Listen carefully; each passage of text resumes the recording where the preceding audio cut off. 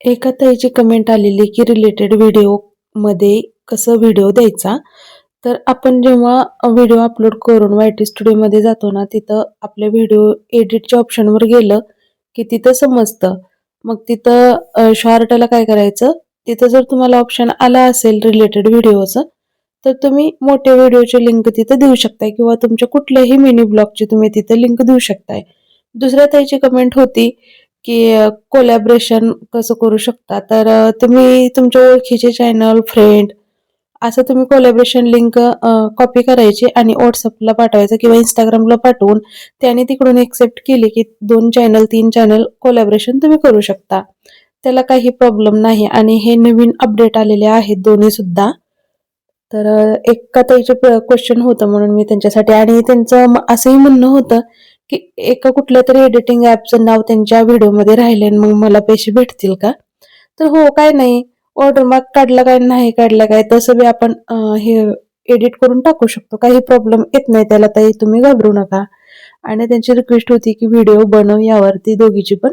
म्हणून मी हा व्हिडिओ बनवलेला आहे. आणि उद्या समर्थाच्या शाळेमध्ये ना संक्रांतीचं सेलिब्रेशन आणि सगळे त्याचे पंजाबी लूक आहे त्याला. तर आता कुठं संध्याकाळच्या वेळेला पंजाबी लूक अरेंज करायचा म्हणलं, शेरवानी आहे तेच घालून जा. तर आता ह्या सगळ्या ड्रेसला कोणत्याला वर्ष, 2 वर्ष, 6 महिने झाले. तर त्यातलाच एक सिलेक्ट केला. पुढच्या व्हिडिओत बघायलाच भेटेल. त्यानंतर मी इथे तेल बनवते. तर एका ह्याच्यात पॅराशूट तेल घेतलं पेल्यामध्ये, गॅसवर गरम करायला ठेवलं आणि त्यात थोडे एक अर्धा चमचा मी मेथीदाणे टाकते आणि चांगले कडवून घ्यायचे.